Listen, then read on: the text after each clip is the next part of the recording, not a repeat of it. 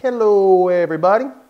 Cubby and Jim here with our weekly, it's our almost weekly, Star Wars news segment, mainly because Star Wars is awesome and all Star Wars news is great.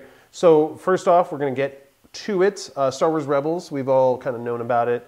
It's the next Disney XD show after the cancellation of Clone Wars. Very much in the same vein, a little more stylized, I'd say. It looks good, though. I'm excited. Yeah. I like what they were doing over on Cartoon Network. Mm-hmm. And I like what they've done in the past on Disney XD. I love the Tron cartoon. That was awesome. I'm so bummed it got canceled. But I'm excited. I think this is going to be good stuff. They showed one of the first images, Entertainment Weekly, they showed a first image of it. And the new villain. The Inquisitor. It's like a Sith dude who hunts Jedi and stuff. Because this is, remember, in between episode 3 and 4, so they're still eradicating the Jedi. If you played Force Unleashed, you know what we're talking about. You better have. But it looks like a dude, honestly. I don't even remember the name of that planet, but those skinny white... Caminos? Was that it? No. Not the guys who did the clones. The planet where... Obi-Wan was riding that lizard all around. Oh, yeah. That was an awesome planet. Ambassador dude? That guy who was the ambassador for that planet was... he was in like Mad Max, the Thunderdome, and he's been in like for everything. Yeah, so it kind of looks like that species, but I don't know. You can't tell. It's one clip or one picture, and he's surrounded by stormtroopers. So it's like, okay, there. Yeah, looks pretty good. In other news, though... casting rumors. Big casting rumors. Yeah, and we don't know the script, we don't know the characters, but when you attach names like Hugo Weaving and Michael Fassbender, I'll listen. Adam Driver from TV's Girls, which some people watch. I don't know who Adam Driver is. If he's the guy I'm thinking about, he masturbated on camera, and I don't think he'd be in Star Wars because it's owned by Disney now. But hey, Mel Gibson might be in a Marvel movie, so who knows? But either way. They're thrown around, those names were. I guess all casting rumors from beforehand, essentially from before Michael Arndt's firing, who was the guy who kind of wrote the script, like beginning, and then they brought in Kasdan and J.J. Abrams, and they were doing it, blah, blah, blah. They kind of decided Arndt's vision wasn't what they wanted to do. He was going to focus on the next generation of heroes, the Skywalker kids, the Solo family kind of thing. Maybe Chewie's kids, I don't know, but probably not. But they decided against that, and they wanted to focus the first film, Episode 7, more on Luke, Leia, and Han. They still got stuff going on, which is cool, which is great. Are they going to be Harrison Ford and stuff like that, or is it going to be like Michael Fassbender as Han Solo? That'd be amazing. But who knows? We don't know yet. Well, apparently, that's what's going on. That's why that changed. And those actors you heard about before, you don't have to worry about them now. I don't know. The first thing I thought of when they said Hugo Weaving, I'm like, Grand Moff Tarkin.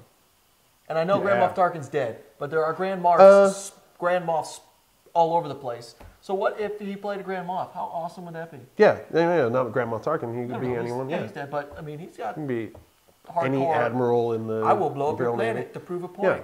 Exactly. There's a ton of heartless people in the Empire. You can be one of them. That'd be awesome.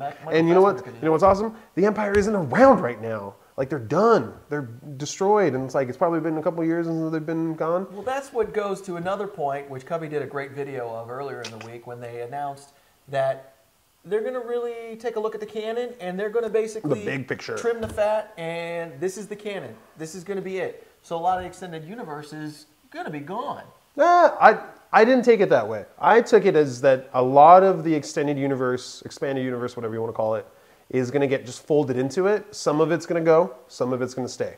But there's a lot of it, and that's the problem where, I guess there might be a lot of it, but there's a lot of it that's spread all over the place. I have a feeling anything that was written after the prequels, so a lot of the stuff like Shatterpoint with Fucked Up Mace Windu, and some of the stuff that happened before that, and I think even like... the video games that took place way back in the old times are okay, but I have a feeling like the stuff I'm worried about are like Shadows of the Empire, which is a great book that took place between A New Hope and took place between Empire Strikes Back, Return of the Jedi. Great book, but the Thrawn trilogy, because I can't fathom how they're going to be able to assimilate whatever happens in 7 with the events in the Thorn trilogy. My thing is, I think they're going to stick with Legacy of the Force because it's a huge series, very, very well planned out, very well thought out. A lot of people love it. I mean, working at the comic book store, we get people coming in there talking about how awesome Legacy of the Force is. And usually when you get people at a comic book store, they hate prose books. They don't want to read books like that. But this was one of the rare books that people would constantly talk about. Come up in shop talk, we try to talk about how cool Star Wars comics are. Boom, have you read Legacy of the Force? Oh my God, and everyone freaks out. So see that's cool, but one of the things I'm really bummed at is it was some of these books that they're going to just totally cut that kept Star Wars alive in the lean years. And it's like, that's tough. But at the same time, there was a lot of crap out there where it's like, dude, get rid of it and let's make more sense. Well, that's the thing. You know, we don't know yet what's going to be left there or not. No.